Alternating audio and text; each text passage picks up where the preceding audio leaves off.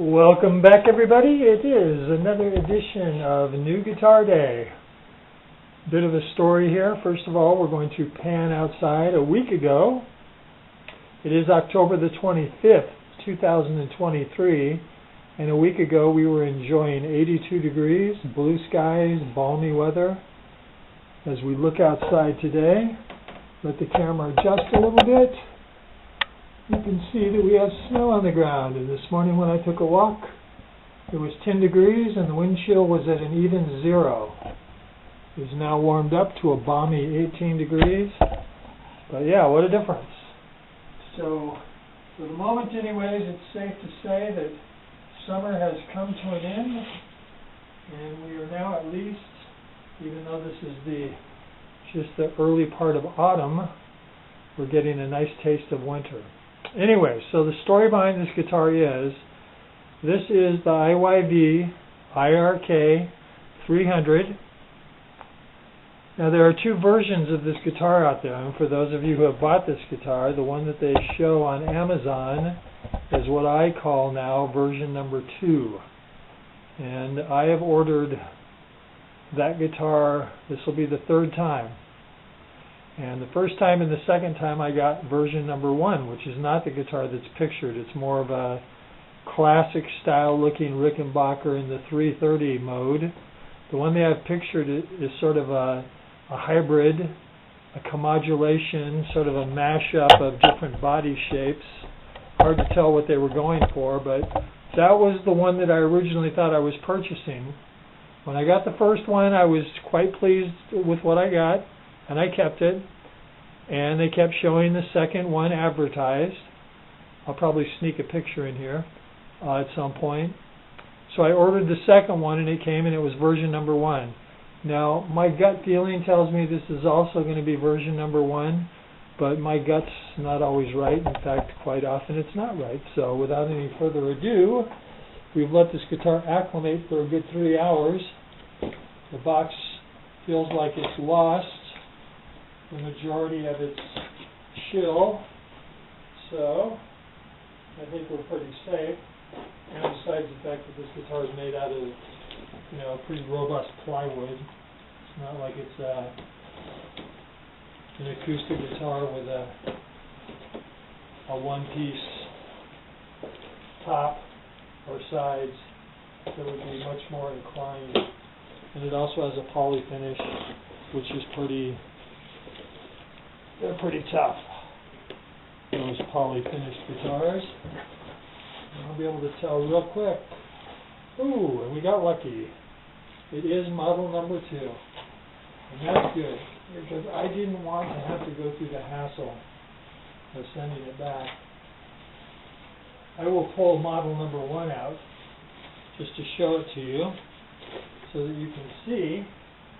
But yeah, because I already have model number 1, I wanted model number 2. And I'm very pleased. I can see through the shroud that that's in fact what it is. And that's very cool. It's definitely, we weren't as quite as on top of it with the finishing. But yeah, this will show sunburst on the back, sunburst on the neck. It's more of a red. Let's read the serial number here. It's harder to read. It's really hard to read. This looks like it was made in April of 23. Got some nice interesting happenings on the wood. Fret ends, as with all IYV guitars that I've gotten, feels fantastic. Again, there's a little bit of bleed through on the finish, but that does not concern me in the least. A little bit of smuts and rust on the tailpiece. I'm guessing that'll probably polish out. If it doesn't, I will call my good buddies at Amazon. I have a feeling that'll come off. In fact, I'm going to weigh this, so I'll be right back. See if I can clean the smuts. We'll be right back. Okay, so it comes in at 7 pounds even, and 90% of the schmutz on the tailpiece came out. It's not perfect, but hey, I'm not going to worry about it. So a couple things to note on sort of a personal level. For those longtime watchers who saw me unbox the Indio Boardwalk and this guitar, you probably noticed that my longtime assistant is no longer with us. And that's because on September the 7th, after a long illness, she passed away. So that was my sweet little orange ginger cat, Rusty, who helped with the introduction on almost all these guitars, and she's no longer with us. So may she rest in peace. That was a tough thing to go through. Anyone who's had a long time friend in their life, she was with me for 11 years. It's not an easy thing, but it is just a reminder that life on planet Earth is temporary. Enjoy what you've got while you've got it. Kiss your loved ones. Tell everyone that you care about them, because you just never know. And the other interesting story about this guitar, which I won't go into detail, but I'd like to thank Charlotte. And she's not here right now, but she knows who she is. And she's partly connected to the purchase of this guitar, and I really appreciate it. So I'm going to remove the thing on the strings and plug this in and play for a while and come back and give you some impressions. So we'll be back. Welcome back, everybody. So I just played a few songs on this guitar. It tuned right up, stretched the strings once. For the moment, it holds its tune fine. Overall impressions, nice guitar. For the price, great guitar. I know that Wolf and Harley Benton have sort of competing different sort of styles. I know Wolf had the model previous to the other one that I have. And they were a bit more expensive. I got this for $154. I mean, honestly, I don't know how they do it. Fit and finish is really nice. It's interesting. A couple interesting things about this guitar. As you noticed when I took it and unboxed it, it had the protective covering on the strings. And these strings by far were in the worst condition of any IYV guitar I've ever gotten. Just really corroded and funky and junky. Fortunately, they have this product, which is Jim Dunlop string cleaner and conditioner, and a couple rounds of this took the schmutz right off and made them feel really good. That being said, I'm sure a brand new pair of strings would make a world of difference in the overall tone and feel of the guitar, but I'm cheap, and for the time being, I'm just going to live with what I have on it and work with it. There are some minor imperfections on the chrome on the tailpiece. Again, minor. Has no effect on the guitar itself, so I'm just, and you know, we're talking about down here. There's a little bit of pitting, a little rust. Maybe it will clean out, maybe it won't. This cleaned up much nicer. An interesting thing to note, and it's just speculative on my part, that my previous IYV guitars, according to a lot of people, were one-piece necks. This one you can clearly see the scarf joint. Mostly due to the finish is more transparent, but you can see it right here. Doesn't make any difference to me at all. Has some interesting figuring on the wood. Cosmetic. The color's really pretty. The red is a very, very deep, almost a candy apple minus the metal flake that candy apple has. But it feels really good. The neck on this one also feels just a tiny bit smaller. That is, I don't know, they feel like C-shaped necks. I'm going to put these side by side so you can take a look at the clear difference. And again, I'm really pleased that I got the newer version, because that's what I was hoping for. So here's the original one, or the one that I originally got. So we'll look at the two of them side by side. There's another minor difference too. I'm going to take this off. The version number 2 has a bit of a slope in the headstock, whereas version number 1 just goes straight across. But they're really nice guitars, and I'm happy again for the price. And I wouldn't fool you, they're certainly not Rickenbackers by any stretch of the imagination, but for the price, woo-hoo, sort of gives you that Rickenbacker feel, and a little bit of the jangle, a little bit of the tone. So, I will be back in a day or 2 or 3 with some more follow-up. I just wanted to get this started. So I'm going to play it some more, dial it in, and then we'll take it from there. Thank you very much. Again, October 25th, 2023. Welcome back, everybody. It is now Wednesday, November the 1st, 2023. I've had this guitar now for exactly 1 week.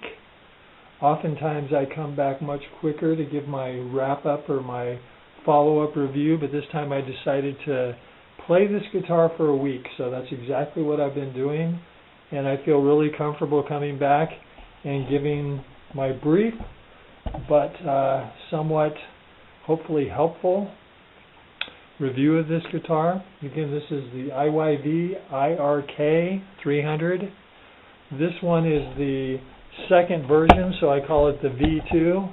It's the one that they advertised, but in the beginning, as I showed you earlier in this video, they were sending out the previous model, which is more like a Rickenbacker 330. This thing, again, I don't know much about Rickenbackers. This is sort of a mashup of potentially 2 or 3 different body styles, but it definitely has characteristics that make you think of a Rickenbacker. And again, the price, I think it's gone up to $165. I got it for $154, free shipping. There is waiting involved. The first one that I ordered, which was the version number 1, it took almost 5 months to land on my door. This one took 2 months. So I don't know if that's going to be your experience if you decide to buy one of these, but this is definitely a delayed gratification guitar. And there's something to be said about that. I mean, we all like to order a guitar and 2 or 3 days later it shows up on our doorstep. Waiting for a guitar, you sort of put it in the back of your mind, you sort of forget about it, and then you get the notification and it shows up. And this guitar was well worth the wait. It is, again, it's not a Rickenbacker by any stretch of the imagination. When you compare the price point, there's no way that it could be. But the nice thing about this guitar is it's its own thing. It doesn't sound like a Strat, and it doesn't sound like a Telecaster, and it doesn't sound like a Les Paul. I have no idea what these so-called toaster pickups in this guitar really are. I'm certain they're an inexpensive imitation. I'm not even sure if these are single coil or dual coil on a real Rickenbacker. Other than the bass, the toaster pickups are single coil. But this guitar makes no noise at all, so I'm suspicious and think maybe they're double coil, but I have no idea. Anyways, they have a jangly sound to them. I'm still cheap. I haven't put new strings on this guitar, and I'm sure that'll tell much more the tale of the true tonal qualities, because the strings on this guitar were fairly corroded, although I cleaned them with some Jim Dunlop string conditioner / cleaner. That took the stickiness off of it. Again, as I pointed out in the first part of this video, the fit and the finish on this guitar are spectacular. There's only a couple minor flaws, and I won't even mention them because they're purely cosmetic. And one of them that I will mention was there was some corrosion on the tailpiece, and I had a 25-year-old can of Turtle Wax chrome cleaner and a rag, that and little elbow grease, and I got the tailpiece up to about 95%, so the 5% is nothing to worry about. The hardware, the switch, the tone, the volume knobs, the tuners, as one would expect, are fairly flaky. It takes a while to settle in. I do recommend putting some graphite from a pencil in the nut slots just to get everything going smooth, but the height, the depth of the nut was cut really well, so the guitar, stays in tune. It was intonated spot on. Didn't have to worry about that. Action may be a little high for your taste. There's a little bit of adjustment room on the bridge, so that can come down if you want to. It might create some buzz. I like my action a little higher than most people do, so it's just fine for me. And again, the finish of the guitar, tiny, tiny, tiny, minor little itsy bitsy witsy claws, a little bit of an itsy bitsy right here, little bump on the binding, a little rough. But again, these things are just cosmetic. Flip it over. Has a few nice little, certainly wouldn't call them flame, but just some things that remind you that this guitar is made out of wood, which is nice. I don't like it to be so perfect. The camera makes it look the sunburst a lot brighter than it is in real life. Let's turn on some light. Maybe that's just the camera trying to make up for lack of light. And yeah, it's in person it's not as bright. It's a much more subtle sunburst. So just keep in mind that that's the case. Although, depending on who's working the paint booth on any given day, you're certainly going to get your mileage may vary when it comes to color. The red is a very deep, deep cherry, which is really nice. It looks sharp. It sounds good. It plays good. Some guy on a review who had the earlier version made the comment that the way he feels, he thinks that the string spacing based on the saddles is very close to a real Rickenbacker, but the neck is a little bit wider, so you have plenty of room on the edge of the neck, which again, you may like that, you may not like that. But it plays really good. And again, it has a sound of its own. And to me, that's what's important if you're going to buy a guitar that's sort of off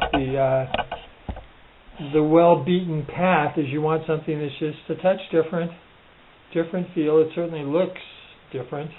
I guess this would be considered a Rickenbacker Fire Glow finish.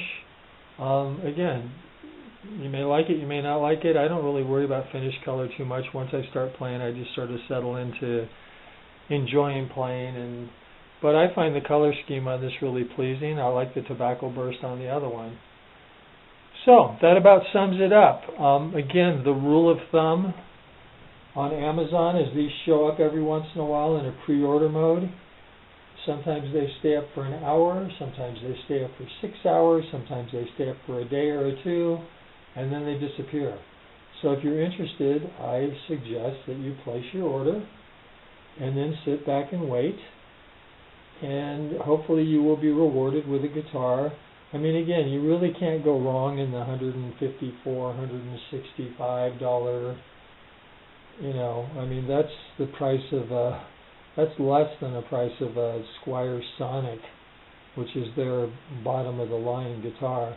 And it's certainly in line with a lot of the other budget guitars, and I think style-wise you get a lot more with this. And again, it doesn't, I think IYV is the only guitar company right now, other than maybe Harley Benton, that is sort of dipping their toes into the dangerous waters of making copy / tribute / inspired by Rickenbacker guitars. Rickenbacker is pretty on the ball when it comes to filing lawsuits, and so again, a lot of people just don't go there. And this one may end up disappearing for the same reason, because again, Rickenbacker is really vigorous about pursuing copyright issues. Although on this guitar, I'm not sure what they could really pursue, because I don't think Rickenbacker ever made a guitar that looks exactly like this. Sort of some twists and turns and things that are different. So, there you go. Wrap up November 1st, 2023. It's a Wednesday. Most of the snow melted. We're back up in the 40s today, which is amazing, because what a difference a week makes. A week ago today when this guitar showed up, I think it was 8 degrees. So weather's much nicer. And yeah, so I toss it back to you. I hope everything's going well with the state of the world we're in right now. It's even more important to tell the people you love that you love them.